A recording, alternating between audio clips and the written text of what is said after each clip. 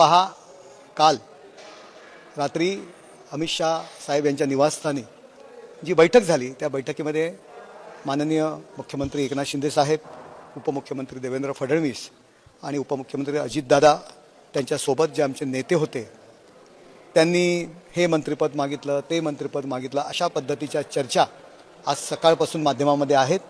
पण माझ्या माहितीनुसार तिन्ही नेत्यांनी आणि महायुतीच्या नेत्यांनी महाराष्ट्राचं सुख, समृद्धी आणि भरभराटी मागितली आणि माननीय नरेंद्र मोदीजी त्याचबरोबर भाजपाचं केंद्र शासनातील सरकार त्या सुखसमृद्धी, भरभराटी आणि विकासासाठी कटिबद्ध आहेत आणि कायम पाठीमागे राहणार, हा अमित शाह साहेबांनी केंद्र शासनाच्या वतीने आमच्या तिन्ही नेत्यांना सांगितलं.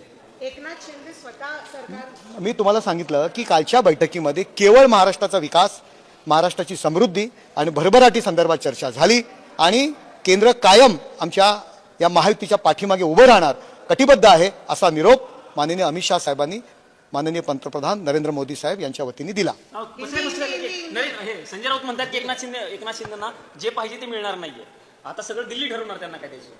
संजय राऊत, मी नेहमी म्हणतो गिरे तो टांग ऊपर, अशी परिस्थिती आहे. केडर वाचवण्याकरता अशा पद्धतीने टीका करतात. केंद्र शासन आहे, पंतप्रधान आहेत, त्याचबरोबर केंद्राची मदत राज्य चालवण्याकरता सातत्याने लागत असते आणि दिल्ली असेल, केंद्र शासन असेल, हा हिंदुस्थानचा भाग आहे. हे सोनिया गांधींच्या उंबरठ्याच्या बाहेर आपल्या तळवे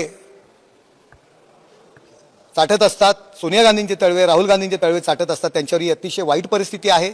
आपण पाहताय की आघाडीमधील नेते त्यांच्या संदर्भात कशा पद्धतीने बोलतायत. पण केवळ गिरे तो भी टांग ऊपर ही जी म्हण आहे त्या पद्धतीने ते वाटेल ते बरगळतायत आणि केंद्राची जर मदत मागितली तर ती काही पाकिस्तानची मदत मागितलेली नाही आहे, आपल्या हिंदुस्थानचा भाग आहे. आणि गेले कित्येक स्वातंत्र्य असेल त्याच्या आधीपासून की जे केंद्र सरकार हे दिल्लीतच आहे, दिल्लीतच त्या ठिकाणी आहे. त्याच्यामुळे दिल्लीचे फेऱ्या मारणं वगैरे अशा पद्धतीने टीका करतायत. ते काय करतायत? मग त्यांना एवढीच जर लाज असेल, दिल्लीत येणं कमीपणाचं वाटत असेल तर कशाला राज्यसभेचे खासदार म्हणून दिल्लीत आले? द्यावा राजीनामा. कशासाठी दिल्लीत येतात?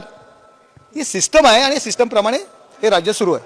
हिंदी में सर जानना चाहेंगे, कल बहुत इम्पोर्टेंट बैठक हुई थी, क्या उसमें निर्णय निकला और क्या एग्जैक्टली सारी चीजें हुई? देखो, कल महायुति की बैठक माननीय अमित शाह साहब इनके घर पे हो गई. महायुति के हमारे तीनों नेता एकनाथ शिंदे साहब, देवेंद्र फडणवीस साहब और अजीत दादा वहाँ पहुँचे थे और वहाँ आज माध्यम में ये मांगा, वो मांगा, ये मंत्रिपद मांगा, वो मंत्रिपद मांगा, इसी तरह की बातें आ रही है. लेकिन मुझे तो ये मालूम है सिर्फ वो मीटिंग में महाराष्ट्र राज्य का विकास, महाराष्ट्र राज्य की समृद्धि और डेवलपमेंट, इसके बारे में चर्चा हो गई और माननीय नरेंद्र मोदी जी और केंद्र शासन की तरफ से अमित भाई और नड्डा जी ने शब्द दिया कि महाराष्ट्र के विकास के लिए हम कटिबद्ध हैं और महाराष्ट्र सरकार के पीछे हम चट्टान की तरह खड़े रहेंगे. इतना ही कल के मीटिंग में हो गया.